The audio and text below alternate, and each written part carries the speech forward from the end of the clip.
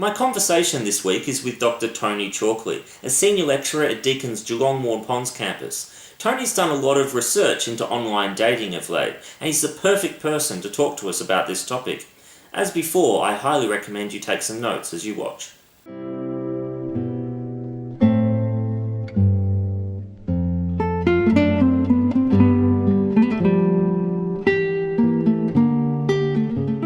Today I'm going to talk a little about online dating, about representation, identity and the ups and downs of the online world.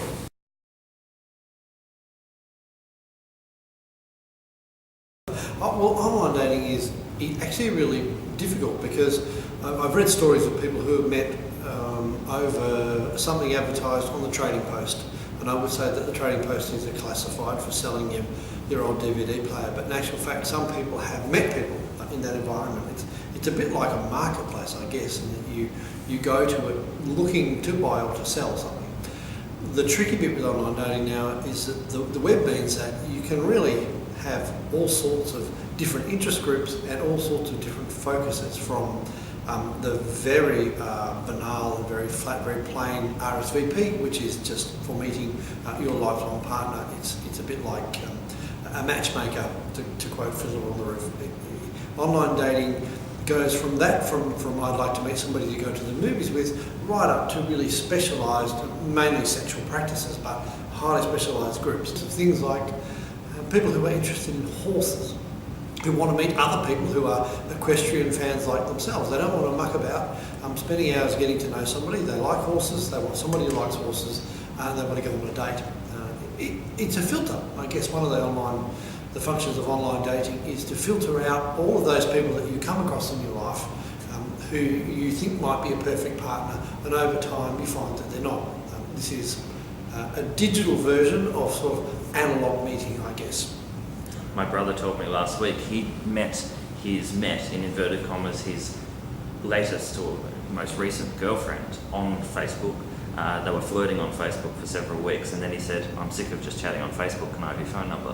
So technically that's sort of a form of online dating, depending on how you define it. It is. I mean, if, like that, the example of somebody who rang up about something for sale on the Trading Post and ended up dating the person.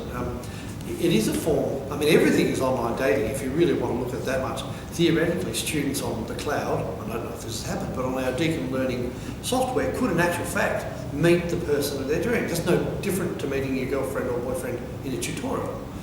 What it is just a digital tutorial room. So is Facebook a dating site? Yes. Is it set up to be a dating site? No, but does it become one? I mean, and when you talk to students, they do talk about the idea of hooking up with friends from their friends' books. I've got people that I've never ever met physically, not partners, but people that I don't actually know that are friends of friends of friends, and I only know them in Facebook. Do I know them? I guess I do in the real world. The definition of dating, there's active dating websites. That's those that you go to, you join up, and you pay to be a member of. And then I think there's a whole cohort of sort of passive sites that are more like meeting places as well.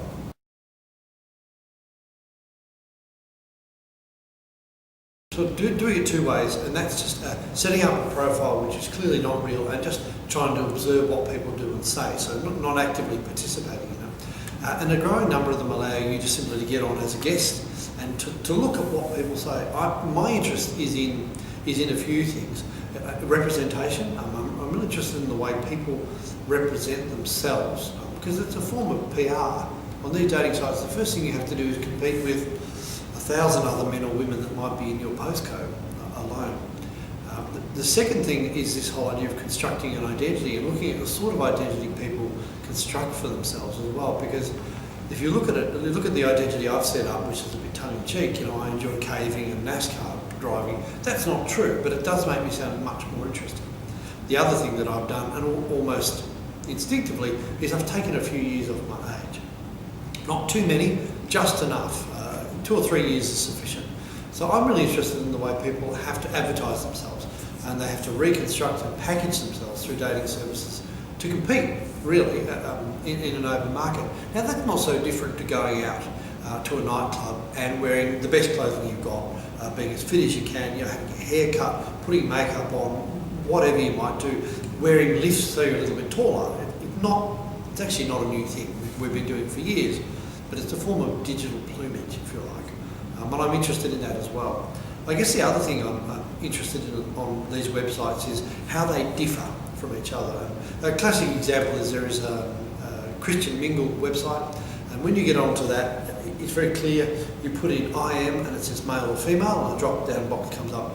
And if you put I am male, all it will load is I'm looking for females.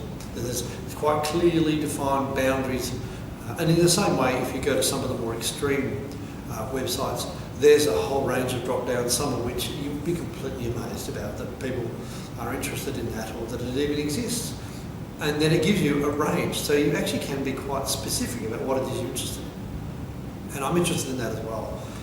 I'm knocking on from that, I'm interested in people's perceptions about online dating, whether it's acceptable.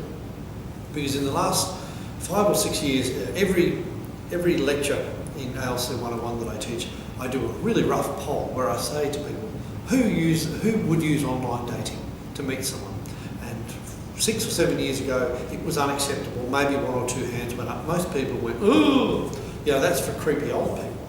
What's happened in the last 6 years is that people have either got more honest or online dating has become more acceptable, because people now voluntarily put their hands up to say, yes, I've got a profile on Oasis Blue, or I made that up, but on RSVP. I've used online dating, or I know someone who has. And no longer do people, particularly 18 or 19-year-olds, go, ooh, like they used to. So I'm interested in that social acceptability, that maybe it's just inevitable. As we've bought books online through Amazon, we've used the trading post to buy things, we've bought things on eBay. We're happy to accept music digitally downloaded to us now. We don't need the CD in our hands.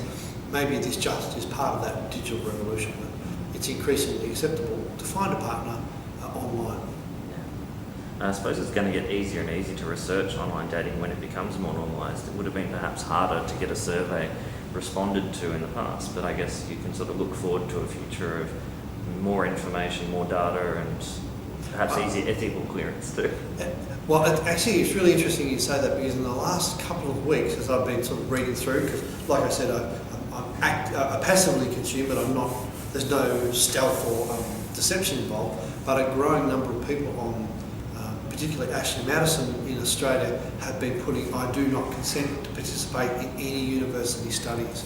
And the University of Sydney must have one running, because I can see that my data is not to be used explicitly or implicitly by the University of Sydney for any of their studies. And I've seen that now on 3 profiles. So it's obviously an area where people are interested in researching, and people are not interested in being research buddies. Wow. So that could change as well. Funny you should mention it, but it has happened. That obviously people are now looking at it, and people don't want to be, as you wouldn't. I mean, it'd be like going into a nightclub saying, "Can I watch you pick up?" It's no different. I mean, it's the same thing. So there are some ethical dilemmas with it as well. That's fascinating.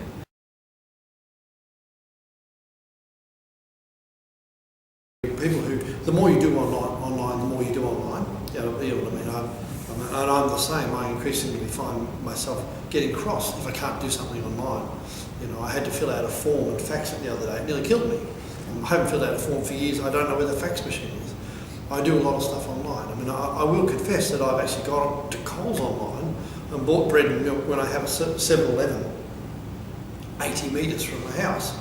The more you do online, the more you do online. So it makes sense that if you post your photos online and you tweet and that you date.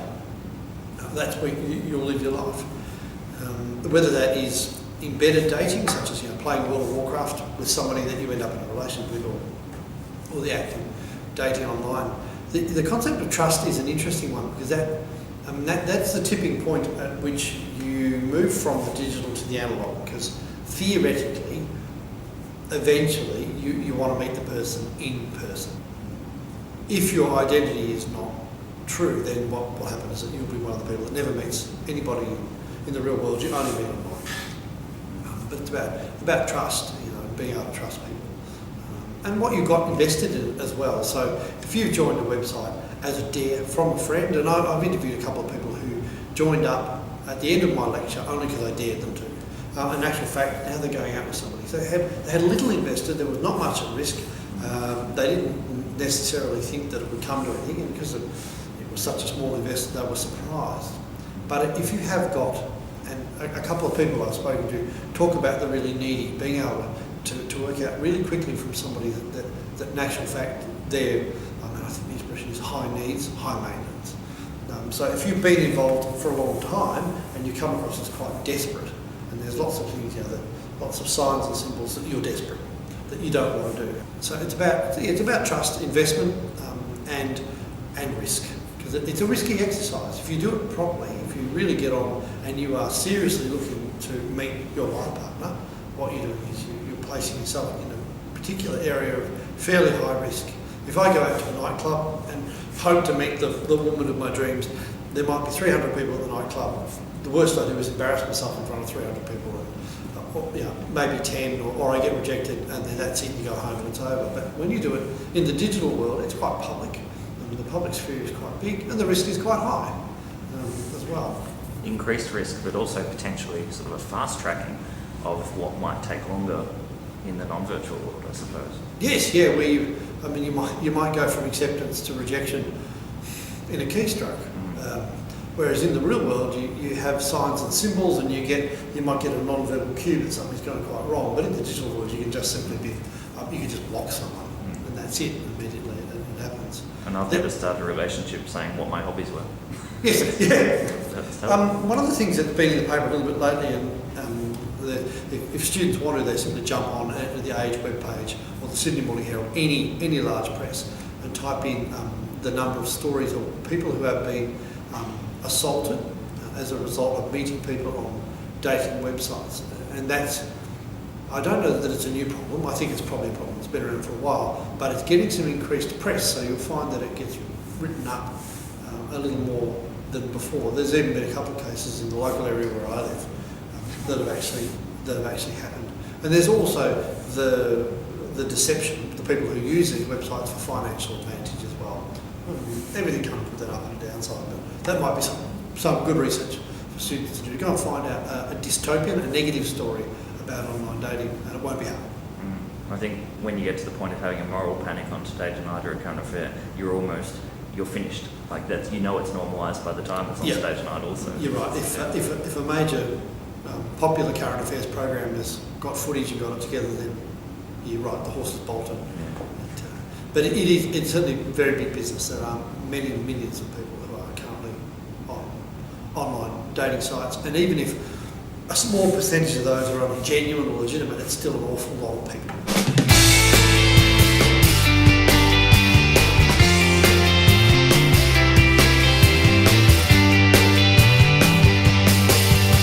This week's movie of the week is Disconnect. Many thanks to Carolyn for the nomination. This film is a film in the tradition of all those other films that have separate but intersecting storylines that somehow neatly come together at the perfect moment in order for the movie to end. Like Crash, like Traffic, like Crossing Over and The Air I Breathe. Oh my god, there are so many of them. I call these highly original films that are very similar to each other. There's no easy redemption in Disconnect. But hold on, before you walk away, it does have your favourite character from True Blood in it. No, not the creepy one. Bill!